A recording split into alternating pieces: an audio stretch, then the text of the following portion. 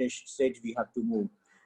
We also look that we should look at in fact, what does the individual need to execute his strategy very well?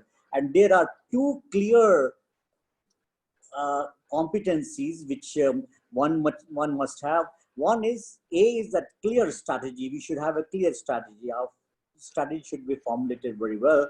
And the second, of course, is the good strategy execution that we should be able to do. There have been various surveys, and one of the global survey where thousands of global managers participated, and they just wanted to know what is that competency which the manager should have in order to really have a successful strategy execution and have a wonderful results. So they looked at all the various participants' profile, and then they looked at those managers who had the strength of very clear strategy.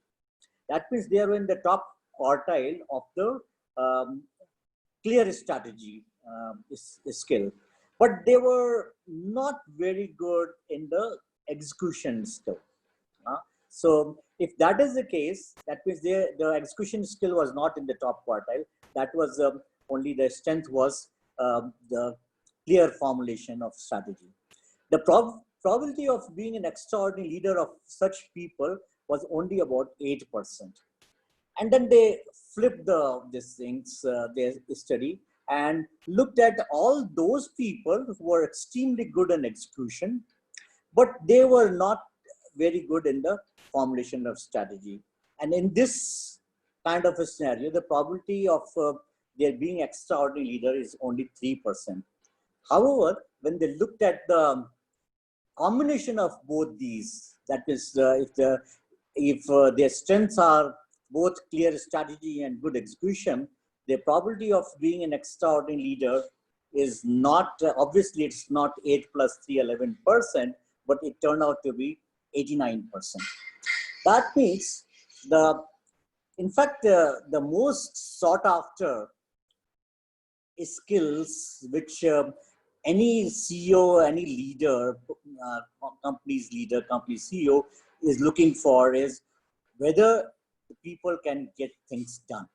So that becomes the most powerful listing. So if any boss would look at would love those people who can get things done. So that means if you want to become a favorite of your boss, get that skill of good execution. That means that you should be able to get things done. Okay. Okay. Then we looked at the strategy implementation process, and we looked at that while the formulation of strategy requires mostly the people who are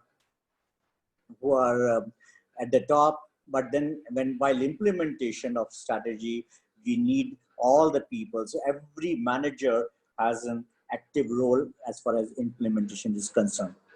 And there is absolutely no proven formula. Yes, that this is what we can do in order to have a successful strategy. There's no proven formula.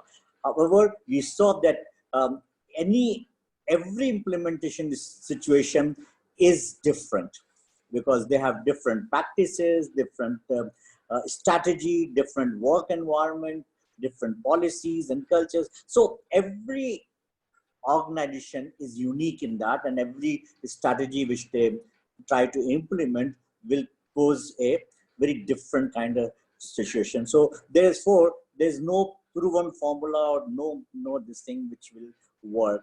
So approach to implementation has to really customize to the particular situation. However, we did look at certain common elements which are essential for all strategies to be executed successfully. That means whenever a good strategy execution takes place, you will find that there are certain common elements which are available there, and that's common ingredients. And we looked at those ingredients, and we found that there are 7 uh, common elements which are there, and we should be able to understand, we should be able to take care of these 7 aspects of the execution of the executing process. So these are, of course, building a capable organization and so on.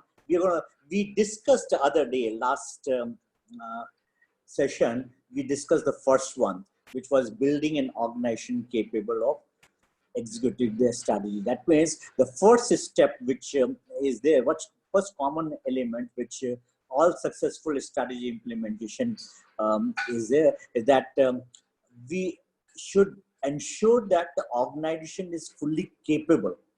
And what do you mean by a capable organization? There are 3 aspects which we discussed last time. First one was staffing the organization. That means we should have capable people, we should have right people, we should have at the right places at the right time. So that is very crucial.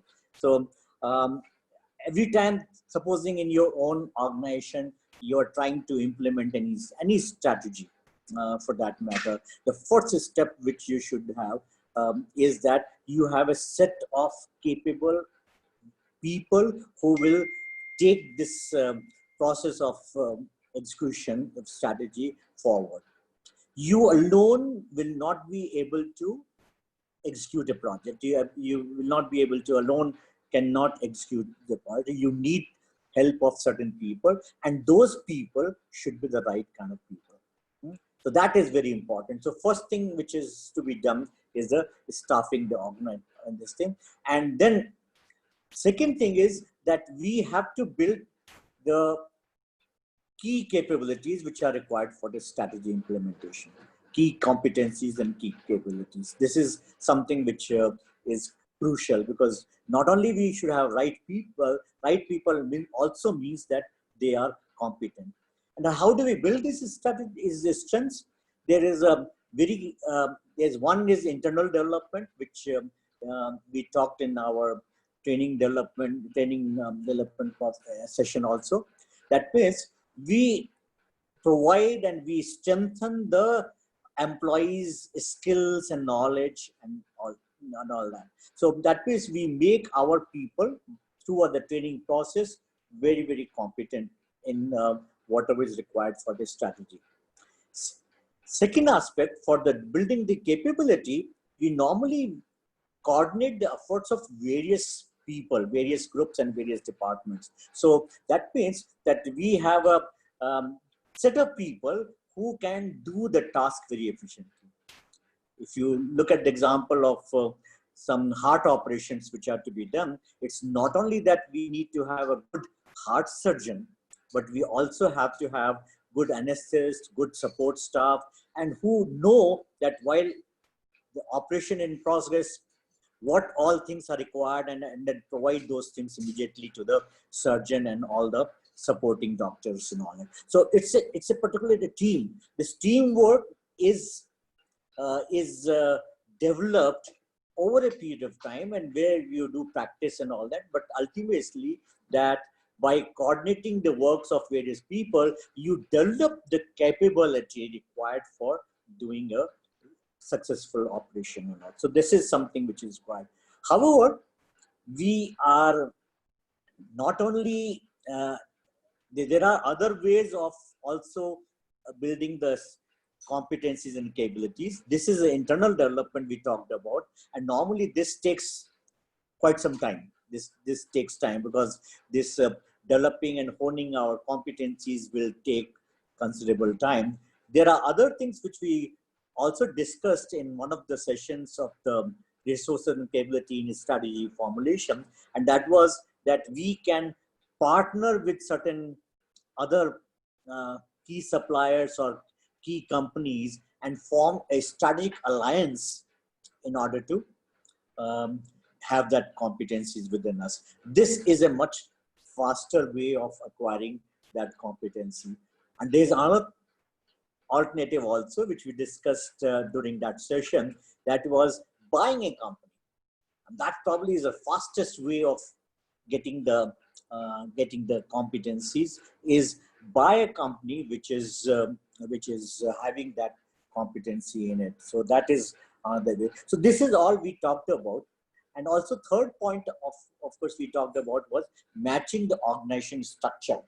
Matching the organizational structure means that we decide about what are the key functions for the strategy, and they become the main building block of the organizational structure. Like supposing our strategy is to bring innovative products in the market, then R&D becomes the main building block of the organization structure. Okay, so this is, if the a good quality production is something is our part of the strategy, then production becomes, and so on. So that is where I think we have to match the organizational structure to this strategy. Out of that, of course, in the organizational structure also will mean that what are those activities which we should do internally, what should we do, what we should outsource and get it done by other party and all that. So this is what we did in the uh, last session. Now let's come to the second key component, which is allocating resources to strategy critical activities. So one of the first things which we do, besides making the capable organization, is that we have to ensure and we have to identify what are the various resources which we need, and do we have budget for that or not. That is important. If there's not sufficient budget, and the strategy critical activities, they starve because of the lack of funds, that the progress in implementation will be slow. So we should have sufficient budget, adequate budget. If we have extra budget, we have more budget, of course, that also is harmful for the organization, because we'll waste certain resources, which will ultimately reflect in our financial performance. So one thing is required is that we should have the adequate resources and adequate budgets. So and then once we have that, we have to ensure that we fund all those activities, strategically critical activities are not short of funds. So we have to ensure that funds are given. We have to ensure that the funds are also allocated appropriately for strengthening our capabilities and all that. And as you know, that mostly the budgets are limited. We do not have unlimited budgets in any organization, for that matter. So if the budgets are limited, we need to shift certain resources from non-key activities to the key activities.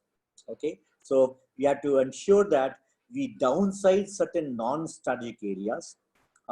Maybe the plant which is not nicely operating, and we have certain number of plants, for example, and one plant is not doing very well, and the other plant is having better utilization. We may be able to shift certain resources from the non-strategic ones to the strategic ones, or upsizing key functions, those functions which are required for the strategy. We must ensure that they are having all the resources which is required. Killing activities not justified. Funding new activities with a critical strategic role. So I think this is another thing which we are. For example, if the critical activities are short of manpower, we shift manpower from those non-critical areas to the critical areas. Even the talent or the key people also, if they are presently engaged in non-critical areas, we may have to shift. So it's all the resources which are there, including manpower. So if you're implementing HR or the training strategy, so move manpower to key functions from other functions, and maybe even if you have to procure certain people, acquire certain key talent and all that. So have enough funds for doing that. So that is the third one. Now let's look at the next one. That is establishing strategy supportive policies and procedure. Number of times when we introduce a new strategy in the organization, some of the policies and procedures which we have been using will need to be changed. Will need to be changed in order to be supportive to the new strategy which you are going to implement. And that normally becomes the case because number of times the policies, old policies and procedures do not support the activities which are required in the new thing. What is the role of the new policies? Because these policies really provide the guidance. They provide the um, ways to do things. They channel a behavior and so on and so forth. So that is where I think it's important. Uh, Particularly when we introduce a new strategy, there are people in the organization who are not very aligned with that new strategy. They still feel that new strategy will not do much and all that.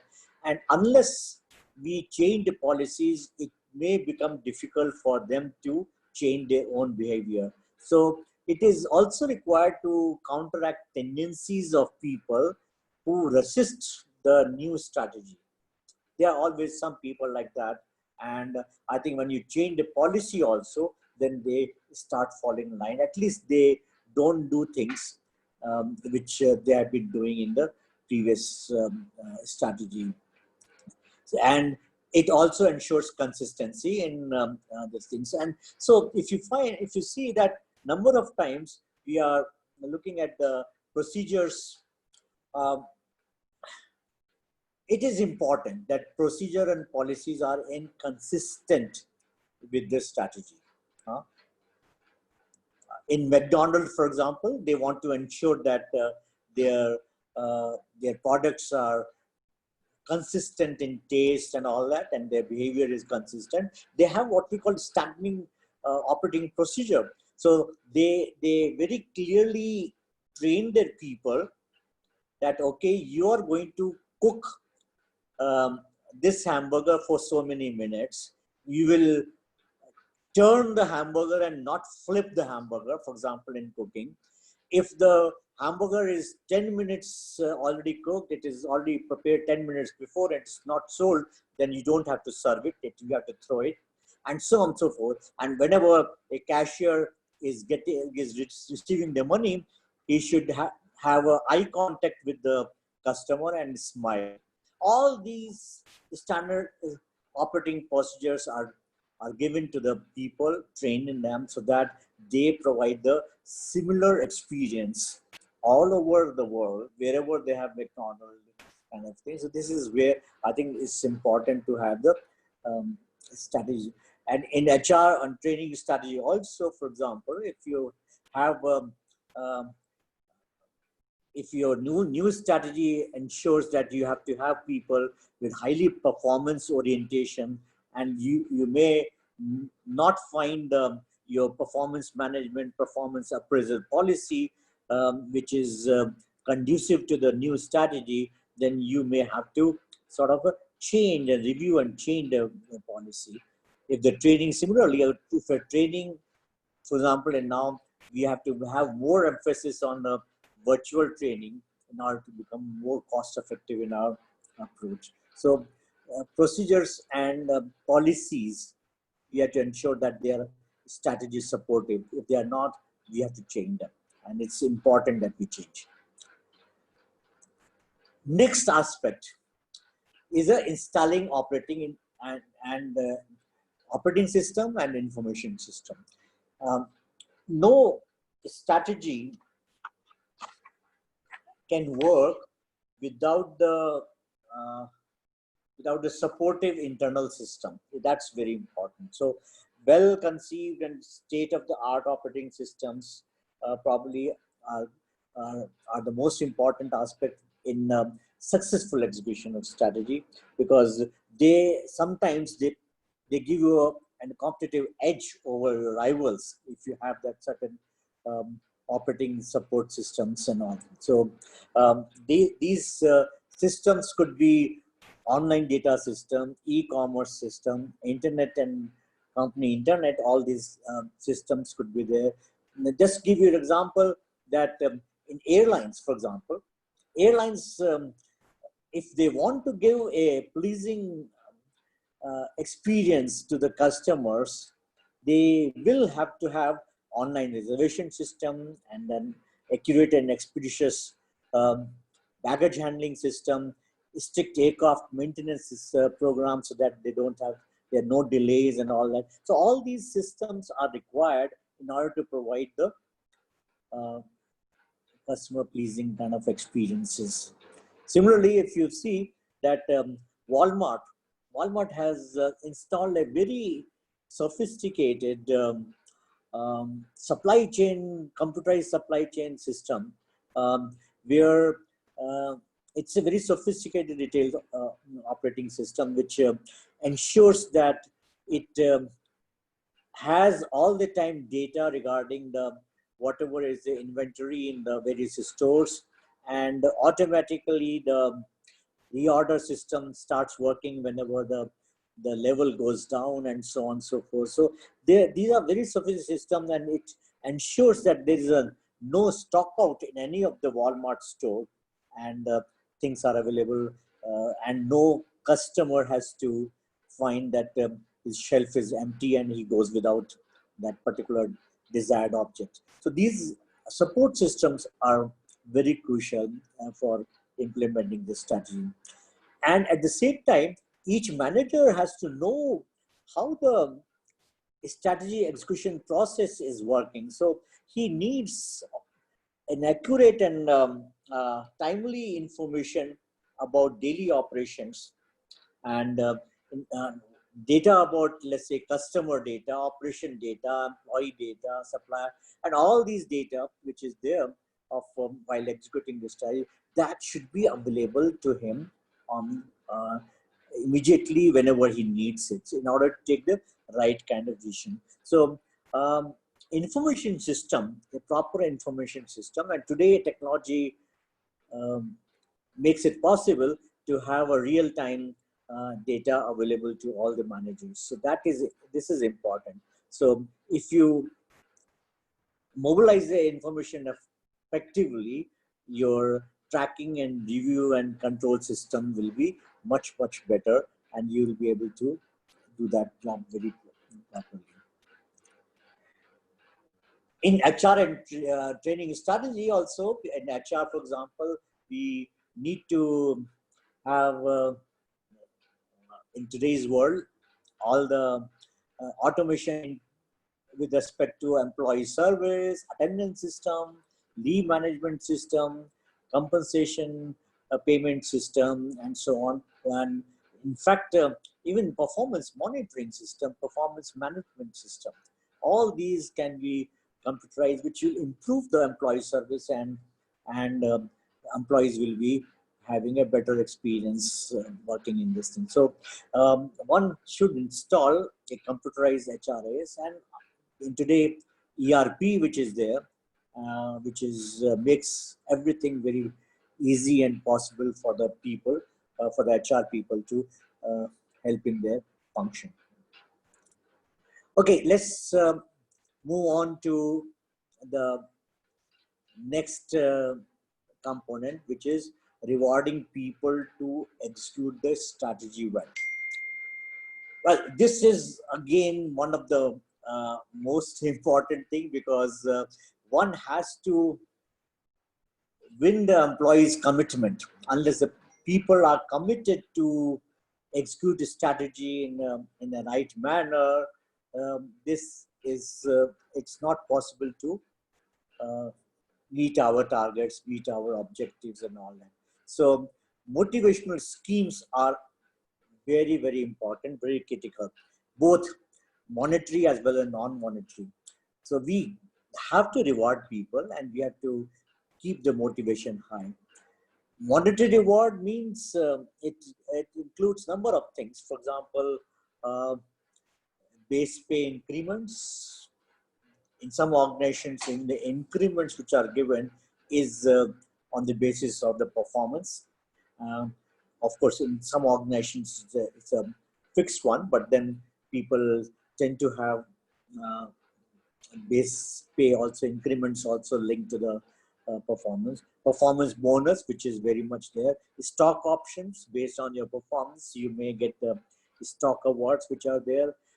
For production workers, peace week incentives, peace work incentives also have been there. So there are a number of ways monetary, because they say that since the money has been invented,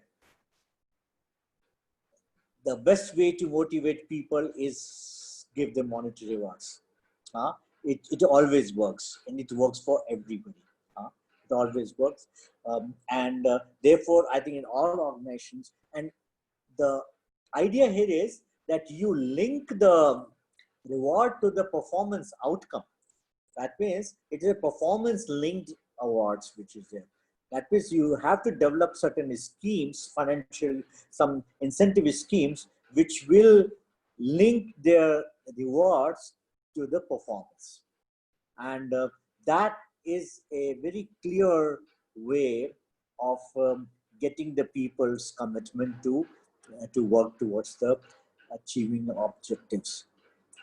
So reward schemes should be designed in order to generously award achieving the objectives. It should not be very, very small amount, because if you give peanuts, then people may not be so excited about this thing. So number one is generously award in case they achieve the objectives. Also, it should not be given to those who do not achieve the objectives. That means deny rewards to those who do not do that. There are a number of times which um, some managers start thinking, oh, this poor man could not do for whatever reason and all that. Ultimately, if you give rewards to them, maybe a smaller, you are in fact demoralizing the people who work very hard and achieve the objectives. So deny rewards to those who don't, and this thing. And this one is directly linked. Reward people for results. Number of times the employees do not achieve the results. However, they say that we work day in, night, day out, spend the whole evenings, till late night they work and all that. But if the results are not coming, then that means the results, that means they do not get the rewards. That means same in physics, we were taught that work done is equal to effort force into distance. Now, if distance is zero, naturally the work done is zero. So idea is that even if the person is working very hard, or let's say it shows that he's doing a lot of effort, he is the same, unless you know the reason for not getting results, you do not reward people, because it's demoralizing. So you have to link the reward for the top team to achieve the overall firm's performance, and for the departmental heads and teams and individuals, you have to link the reward to the outcomes related to their own domain. That means if departmental objectives are met, departmental head will get it. If the teams, any cross-functional team or whatever team which you have formed, if that team's objectives are achieved, then they get the thing. And similarly for the individual. So it's all linked to the device. We sometimes undermine the importance of non-monetary rewards. Non-monetary rewards are also very, very essential and quite effective. What are the non-monetary awards? For example, recognition, appreciation, and praise. Uh, these uh, these are non-monetary. Uh, Recognition, appreciation, praise. Do you know the difference between these three? what is the meaning of recognition, appreciation, and praise? Can anybody No, sir. know? No, sir. Okay. Recognition means that you recognize a person who has done a good work. Recognize means, I mean, in the organization, as you know, that we number of times we have people at the lower level, we don't even know their names. Huh? And like a number of times in a big department, there are 2, 3 attendants, we don't even know their names. Huh?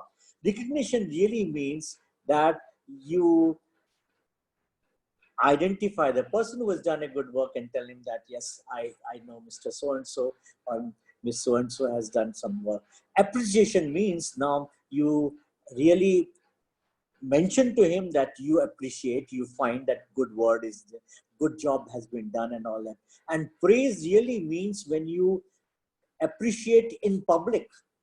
There are lots of other people who are also there in a group, in a particular meeting and all that, and there you appreciate a person's performance, and that's called the praise. That means you recognize and appreciate his performance among the group. So this is highly motivating. It's something which sometimes it works even more than the monetary rewards and all that.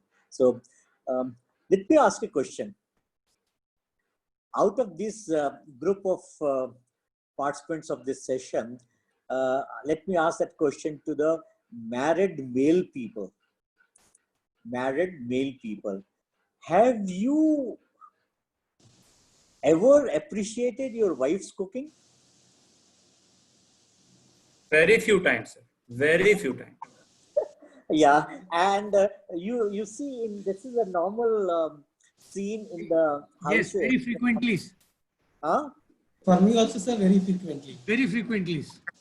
Very frequently or very infrequently? Very frequently. Frequently. Oh, that's it. You're doing a good job. Because I know some people. The wife keeps asking, um, is the sabji में नमक तो नहीं है, नमक कम तो नहीं है, या मसाला ज़्यादा तो नहीं है? She's really not asking questions. She's waiting for some appreciation. She wants some appreciation, and that's where I think we sometimes, and I have found that we Indians sometimes are very stingy as far as appreciating, and somehow this appreciation does not cost us anything. No money is involved, but still we do not appreciate the good work done by the people. In fact, in some companies, managers, senior managers, they are they keep looking for some instances of good work where they can go and appreciate the people. They keep looking for those opportunities when they can capture something good happening and then go and appreciate, because this is the kind of the motivation which you can provide without costing you a single paisa, and that's it's highly effective. People will remember a long time if you are, and it should, the appreciation should be genuine and should be authentic. It should not be fake. I mean, for the genuine good results, if the boss appreciates, it really means a lot for the subordinate. So I think next time when you go to your uh, organization, try and experiment with this kind of thing. If one of your team members is doing something good, and do appreciate, and you will find that you will spread positivity in the environment, a lot of positivity in the environment, and this thing, which is a good thing. Number of other non-monetary awards are also there, which is, for example, rapid promotion you can provide, and which and not only the person gets motivated, other people who see that, maybe they also find, but make it very visible. The rapid promotion is because of what good performance which the person has done. Sometimes very stimulating assignments, challenging assignments are highly motivating, for people to do. So somebody who is doing a good performer is sometimes rewarded for by giving the stimulating. And job security. Earlier, we of course had work from home also was as a non-monetary award, but I think now today everybody is getting that award. Everybody working mostly from home, so that is no longer a motivating factor thing. Okay, so what I meant to say here is it is highly important when you are executing any strategy that you keep the commitment level of the people who get involved in this strategy implementation very high, and keep ensuring that they remain motivated all the time by getting certain rewards, whether it's monetary or non-monetary, but both have their effects, but then you can see that. Okay, next point which we can talk about is creating a strategy supportive culture. Uh, we all know what the culture is. What do we mean by the corporate culture, company culture? It is really uh, manifested in values, beliefs, business principles, management practices, and so on. So that these are all the way we do work here, the way we behave in our organization. It's a culture. Official policies, procedures, they're part of this thing. What are the traditions which we have been following in our organization? It's part of the culture. Hmm. Often repeated stories, number of stories keep repeated in generation after generation in order to ensure that this is how we work. This is how we work in our company, and that's our culture. Uh, Attitude and behavior of employees, peer pressure that exists, politics in the organization also is part of the culture, and how people really solve problems. All this is a part of the culture, and it's just got a huge uh, huge difference while we are executing our strategy, and of course relationship with external stakeholders. So this is something which is there. How does culture help? Because culture helps because it's really a glue which holds the organization together. It conveys a sense of identity and common perceptions. The organization, the employees will normally perceive things in a similar manner. They'll behave in a similar manner when they this thing. So it not only, even if the new people who join and they come from different culture, after a certain period of time, they start behaving the same way as the organization culture. So organization culture is really something which shapes our behavior. And if the culture, I mean, in the context of the strategy execution, the culture of the organization is that we got to get things done within the time frame which is which has been determined by the total project. Then you will find that people start giving their best in order to meet those milestones or those targets. So culture really is a control mechanism, and it's an operating system or the company's DNA. That means the company's DNA means that the employees start working according to their organization culture. So that's how the culture is important. So, It what do we mean by organizational climate? I came across this word also. uh, Climate and culture, there may not be too much of a difference.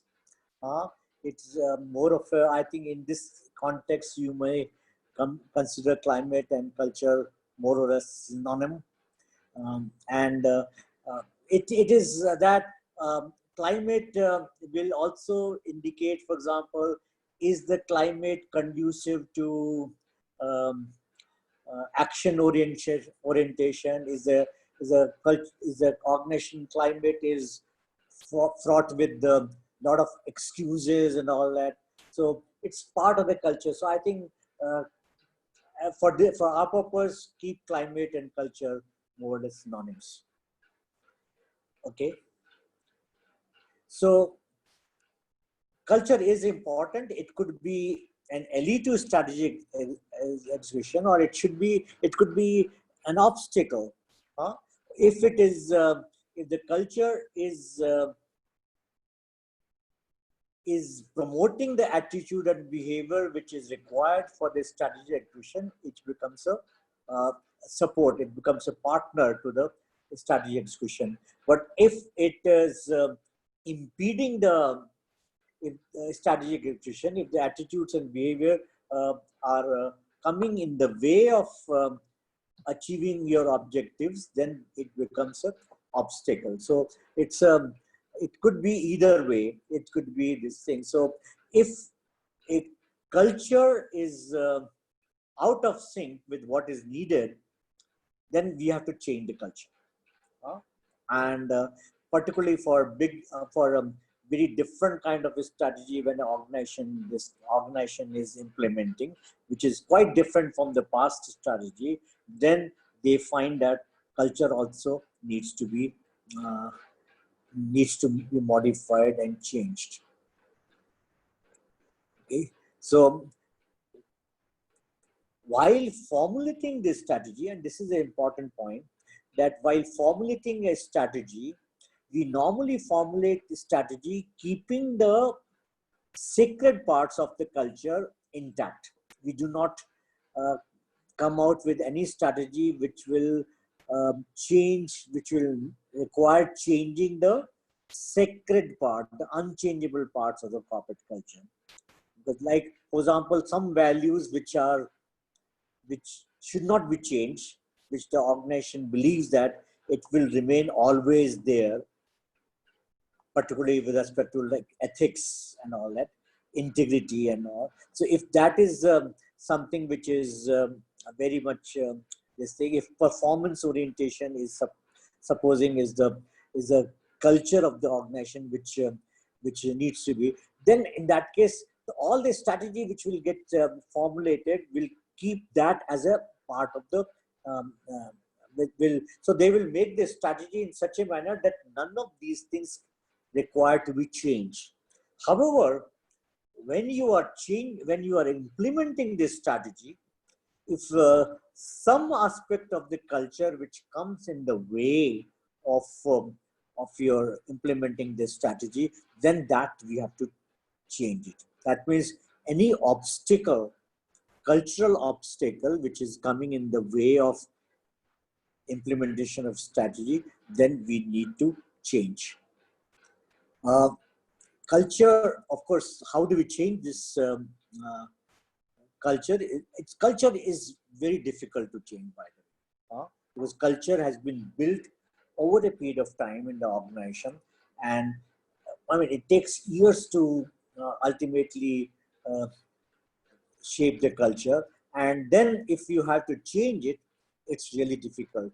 And that's where I think the managers will have to examine what is it, all the beliefs we have to examine, what are the changes which they want to bring in, what is it that will be supportive to the strategy and which is not existing today. So they have to identify those changes, and then for those changes, what are the desired new behaviors which will really initiate. So we have to look at what are the behaviors, then talk openly about the problems of the existing culture and what the new behavior, new culture, how it will improve the performance. We have to talk to people at large and try to convince them, answer the questions that it is a must, show them what is the benefit of the new behavior and all. So that is where then action plan, and then also bring in certain policies and procedures which will change the culture, and also so that it facilitates the changing of behavior, get some rewards associated with the new behavior, so that people get motivated to perform those behaviors, to demonstrate that behavior, and ultimately then you institutionalize that thing. So it is a pretty uh, tough task, very tough task to change the culture of this thing. And so, but it can be done. There are certain organizations who have not been performing very well, and the new CEO comes and he identifies certain behaviors which are causing problems in their performance, and he, over a period of time, based on some, and these steps which I mentioned here are very obvious. You have to first identify what is to be done, what are the new behaviors, talk to people, convince them that this is required, show them that what are the benefits and what happens if you don't do that, and then revise the procedure and reward people who follow that. So that's how it can be done, but it's a painful process, painfully slow process.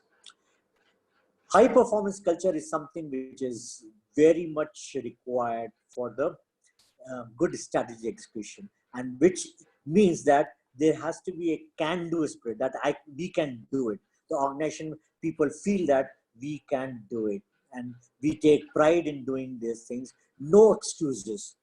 Every time something gets delayed or something, but then you have to take proper action. And that's why in a high performance culture, people do not bother about the timings. They spend long hours.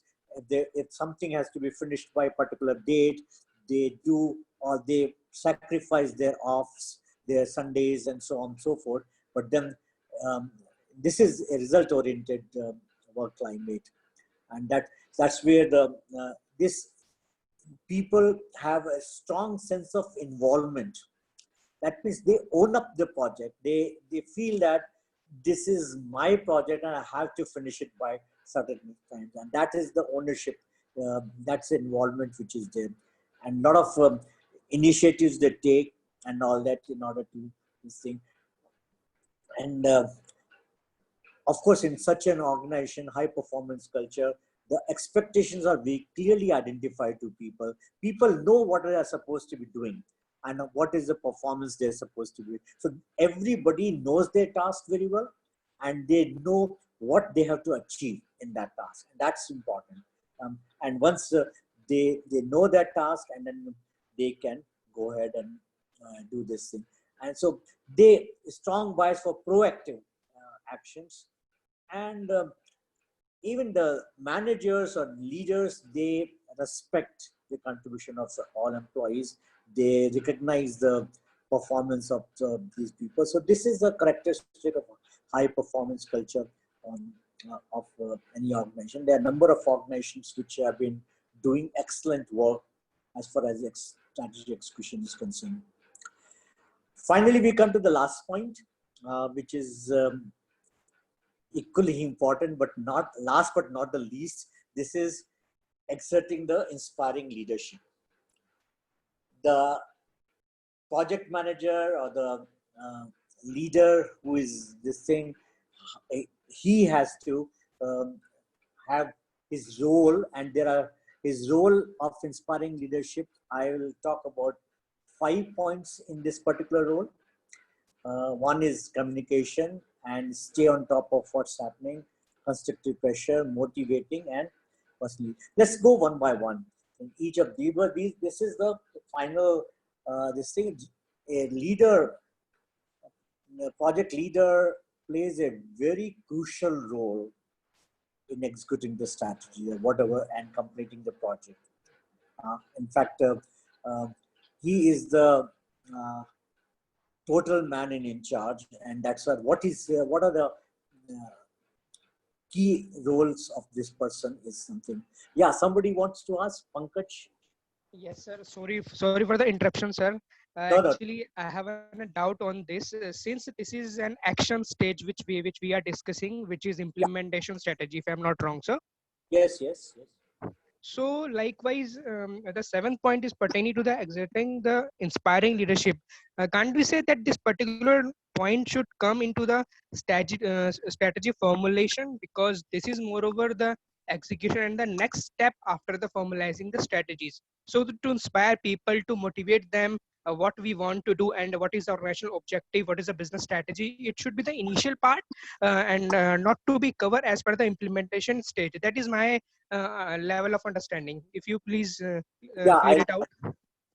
let's say you are a CEO of that company, and your responsibility is formulating a strategy and ultimately implementing it. Fine. Right, right. Uh, your role while formulating is will be definitely to get the best strategy formulated. Okay, so in that, whoever is getting involved into the formulation of strategy, you are inspiring them, you are guiding them, you are doing all those activities in that, and that's a key role. So your point about that, the role of the leader in that state is very important. There's no doubt about it. However, when we are implementing this strategy, as we discussed, it is the entire organization or entire group, the whole organization gets involved in implementing this strategy, and that's where the role of the leader now goes across to all the people in the organization. So it becomes equally important, and maybe it's much more important, because here the audience or the people who are there, who is he's leading, is much bigger, and that's where the inspiring leadership becomes very crucial. It may be it's easier to inspire a smaller group of people. Let's say you have 5 or 10 heads of department and you're working with them and all that, so you are in constant touch with them. That's, of course, you inspire them also. But then when it becomes an inspiring of the 10,000 people, 5,000 people, or in the entire organization, that is going to be a different task altogether. So here, I think what we're talking about, that in implementation stage, the role of the leader becomes still more crucial. Did I answer your point? Okay, sir. Thank you so much. Sir, I have one confusion here. Yeah. You talked about the high performance culture where it seems that the organizations which are more decentralized and work on the collaboration model where each individual has a sense of ownership, usually they are able to give better performance.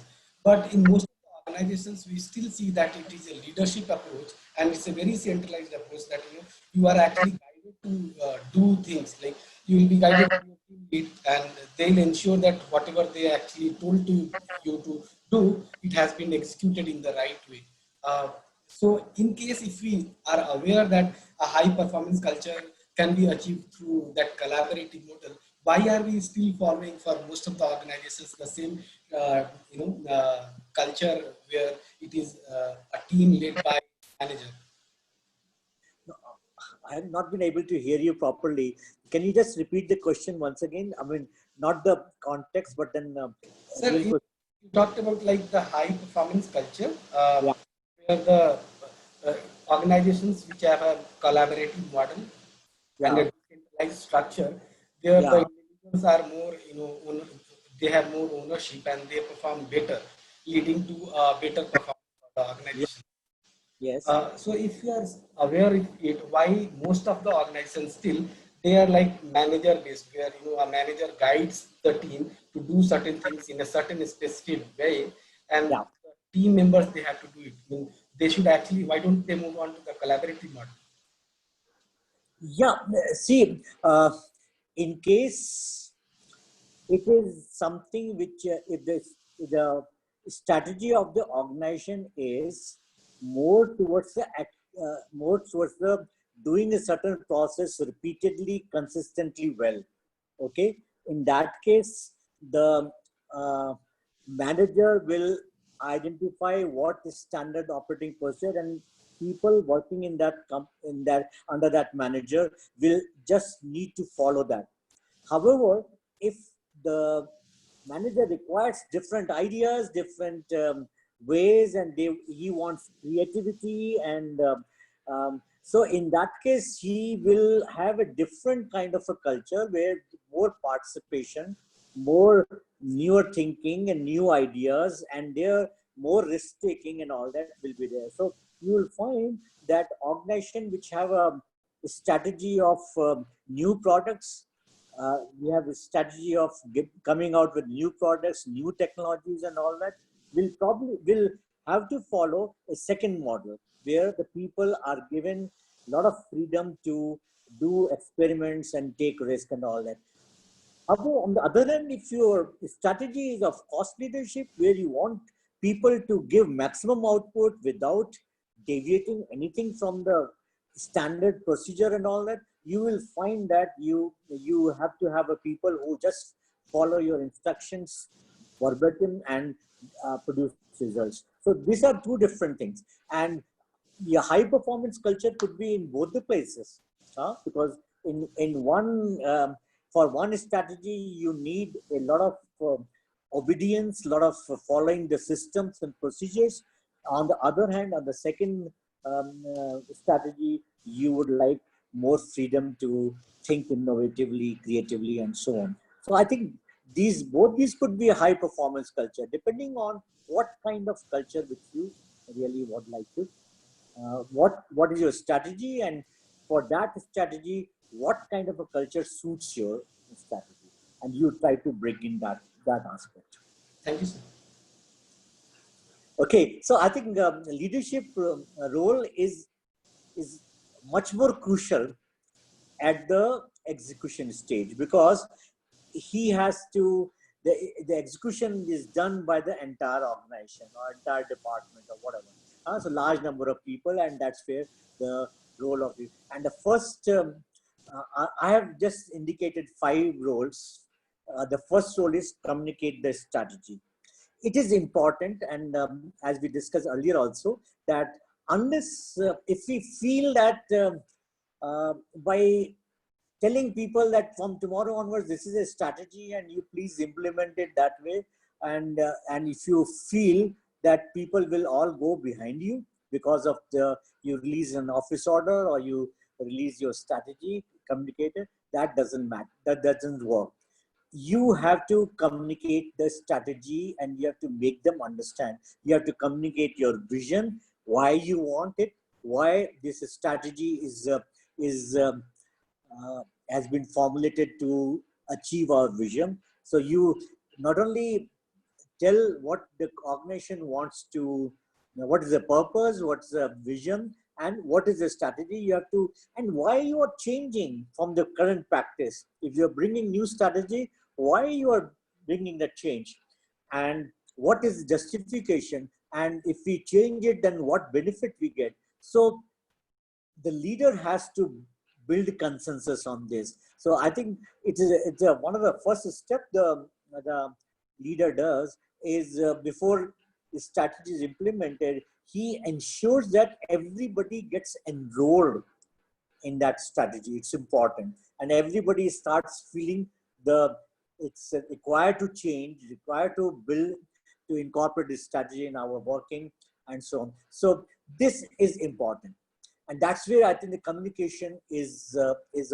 and you see effective. Some leaders are able to communicate that very well to the people, and in fact today our technology is making it possible that the CEO of the company can really address all the employees at the same time, as if he's talking one-to-one because of the video conferencing and video this thing. So I think it's important that each leader is able to communicate very well.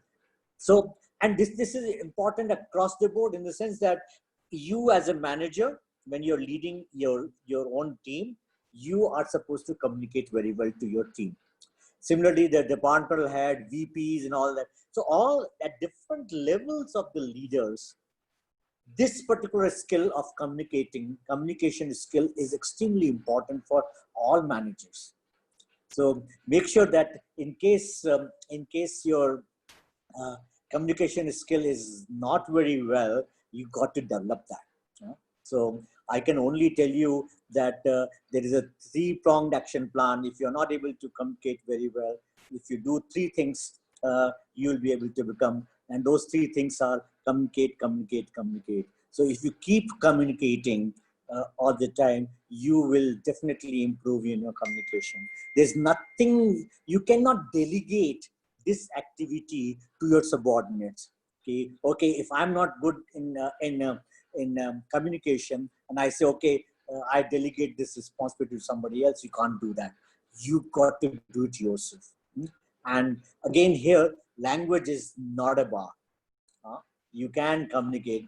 People will understand. I mean, I've seen a uh, a Brazilian or Lebanese CEO who is the CEO of a Japanese company communicating so well to the people that he could motivate them to this. So the first role of the leader in executing the strategy is that he should be able to communicate the strategy and justification for the change and convince people, and then only he can enroll them in the task. Second is stay on top of what's happening. That is, each as a leader, you got to know what's happening on the ground. You got to know exactly how things are progressing and how in the various fronts is the progress. All activities, their progress should be known to them. That means you got to develop a very broad network of formal and informal sources of information. That's important, so that you keep on getting this information all the time and you remain on top of what's happening. Talk with many people at all levels, and be an avid practitioner of MBWA. Does anybody know what does that mean? MBWA. Okay, it means management by walking around. Management by walking around means that as a leader, as a project in charge, you just don't sit in your room all the time and all that. You must walk around your production shop or your project. You must visit the site. You must observe situation firsthand. And in fact, today we have a number of new technology which will be able to tell you exactly what's happening. Monitor operating results regularly, get feedback from customers, watch competitive reactions of rivals. All this, it is what is happening around, how the project is progressing. You have to be on top of that. So that's a second role. If anytime because your role is to see the progress and take corrective action whenever. Number three role is put constructive pressure. Normally what happens that when particularly longer projects, longer strategy implementation, over a period of time, the kind of enthusiasm which you had built up in your people, it tends to wane, it tends to go down and all that. So you got to keep on putting pressure to achieve good results. That means create a sense of urgency. Create a sense of urgency. Whenever there is any delay in certain activity, you must be able to jump into this thing and ensure that the obstacles get this thing. Mobilize organizational energy behind the total strategy execution, bring all the organizational energy, conduct periodic reviews with people, and in the those reviews you will find somebody giving the reason for the delay as something did not happen because he did not do these things, or his supplier did not give, or whatever. But then get to the bottom of the reasons for delay. Every time you ask a person who is explaining the delay, why, if you ask a question 3 or 5 times, this why this happened, you will really get to the bottom of the reason, that what has been the actual reason for the delay. And once you find out that reason, then you can really develop action plans and all that, and use the events and learning experience for this. So this is something which is extremely crucial. Fourth, of course, is something which we did discuss, but then motivating people while the execution is going on is something very important. Make the employees feel valued, and involve them in decision making. And whenever you want people's involvement, people's ownership into any activity, it is always better to involve them while you are taking decision. So, and while you are taking decisions, if you involve them and they start owning up that decision because they were available in that meeting where the decision was taken, so they start owning up, and that's very that's very important, because then they stand committed to that. And we talked about that, clearly communicate expectations and give them autonomy and all that. Now, this is important. The celebrate every time a milestone is achieved or some important activity is completed. You celebrate, and celebrate in a group, or let's say, or a company. So you celebrate, and these kind of small celebrations, frequent celebrations, they start motivating people, and that is, you recognize individuals occasionally as soon as the activities completed and he has achieved the objective. So this is another one which is there. Then finally, the leader has to personally lead, in the sense that every time the strategy is getting implemented, things do not always go as per your plan and all that. So there will be certain obstacles which will require some adjustment in the strategy. And so you should be able to know, and if you're having good information system, you should be able to know and predict sometimes that what obstacles would be coming, and then when that adjustment should be done, when correction is to be done, and what corrections has to be done. And this is a leader's very important task, because this is the way you ensure that things will not. So it involves long-term direction adjustments or anything. Even a strategy might need some correction, and that is where I think you should be able to take action and all that. So these are something very important. So if similarly in HR or training strategy, if something is which is not meeting company's objective, you or if say some of the objectives have become redundant, or let's say, or they become obsolete, then you have to revise the HR initiatives or training plan and so on and so forth.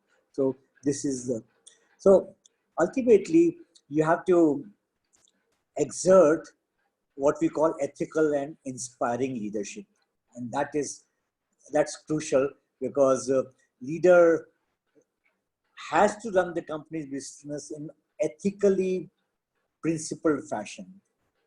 So number of times you as a leader will come on a crossroad where it may not be ethical to move into that strategies thing by, or let's say certain things which is which will help you in its strategic decision, but which is not ethical. And what reason, where do you move, what is your this thing, that becomes a very important this thing. CEOs will have to become a role model. They will have to set an example, and there's examples are set by your actions and decisions. Your decision and your actions and your communication will set an example, and you've got to be a role model for your people. So inspiring leaders always give credit to the outside factor. Inspirational leaders, they don't gobble up all the credit. Whenever there is a credit for doing something, achieving their strategy, achieving their objectives or something, they do not gobble up all the credit. They give credit to others. So this is the window I'm showing in the screen, and that says that the inspirational leaders, they, in case they have to give credit, they go near the window, look at the outside factors, whom should I give credit to, and they give credit to others. They don't take the credits themselves for this thing. And whenever there is something which goes wrong, then they take full responsibility. They go to the mirror and see their own reflection and say, this, that you went wrong on this. So they own up the responsibility of doing something wrong, which happened in this thing, but credit goes to us. So these are the inspirational leaders. These inspirational leaders have been a great project leaders, great CEOs. They have become, because whenever I talked about one author, Jim Collins, in my previous session, one of the sessions.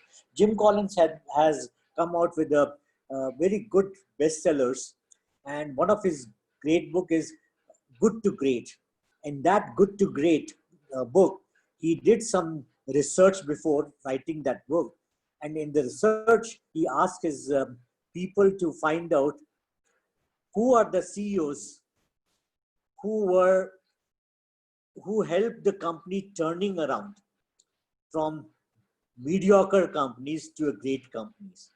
His idea was, if I know what are the ingredients of those leaders, I will probably write a book and give this mantra to all CEOs that if you want to become great, you have to do this, because there has been evidence that certain people who have these qualities, they turned their company from good to great.